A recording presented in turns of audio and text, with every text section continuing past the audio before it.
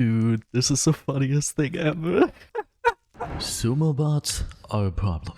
I think we can all agree on that. Every once in a while, one of these new players appears in Sumos. They start off as like a legend or something, and just a couple weeks later, they're already at 20,000, 25,000 wins. It just feels like they are always playing, and they always have perfect hits. Well, that's because these are bots. You have probably seen accounts like this one, or any of these. Yeah, bots are actually pretty common. A couple lines of code thrown together to farm a high Sumos position. Today, I'll show you how you can transform your fights against them from this to this. Don't you wanna beat me so badly?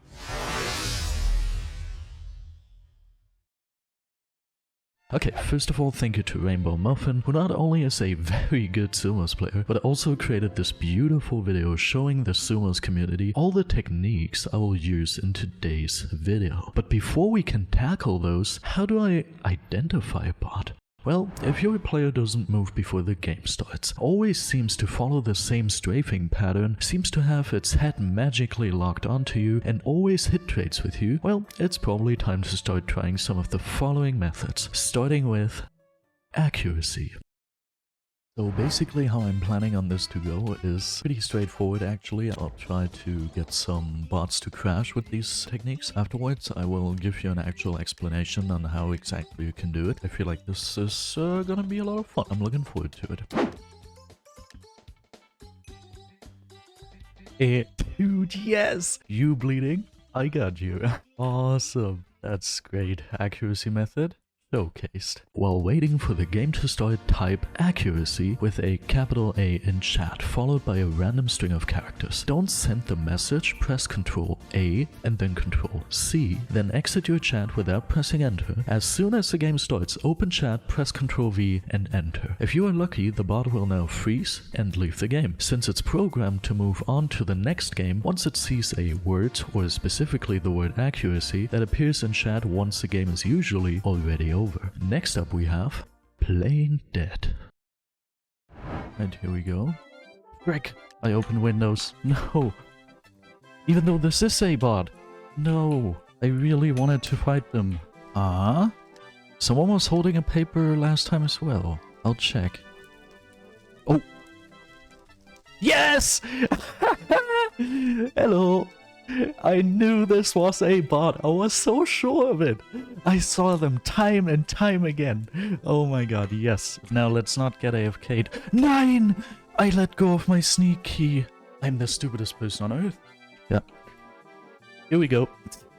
Not gonna let go of my sneak key.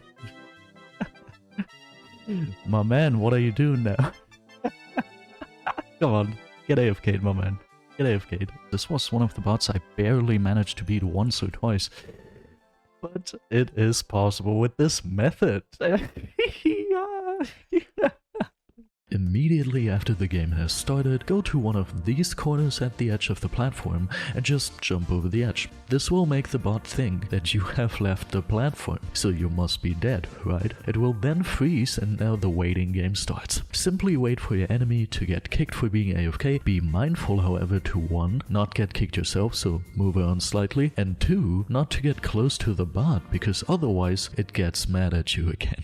And last but not least, while trying to collect all of these clips and just seeing if all of this works, I discovered the following method. And this is a little secret tip, you're not gonna find this in the original RainbowMuffin video. Basically, you can never be too sure if you're actually fighting a bot. Too often it happens that I believe it is a bot, and then I end up walking to the corner of the platform just to get hit off, or that it is a bot, but they only respond to one of the methods. For this case, I have created my own tiny little method. Basically, whenever the player is not moving and you are pretty sure, okay, this is probably going to be a bot, immediately after the game starts, walk back to the edge, jump over the edge to perform the first method, and then paste your accuracy command. And in case any of these two methods work, you're safe. If it doesn't end up being a bot after all, or if the bot doesn't respond to any of these, then obviously it's game over for you. Now lastly, do I consider these methods actually worth incorporating into your Sumos gameplay? If you are very good at deciding which player is a bot and which isn't, and also very good at deciding which bot bot is beatable with which technique and you can consistently do this, then yes, go for it. But in my experience from just trying it for like half an hour total, I would say you have better chances getting more wins against these bots by just fighting them. Most of these bots are easily hit selectable, so if you're any good in sumos, you could have a pretty decent chance at beating them just like that. So if you're good at sumos anyway and you really want to get more wins, then just stick to beating them the old-fashioned way with your bare fist. I have linked the original video by RainbowMuffin at the top of my video description. Definitely go check it out as it holds a little bit of extra information on the topic. I really hope you all enjoyed this video. If you did so, go ahead and subscribe to my channel for absolutely free to not miss out on any more of my videos. Now have yourself a wonderful rest of your day or night, and goodbye.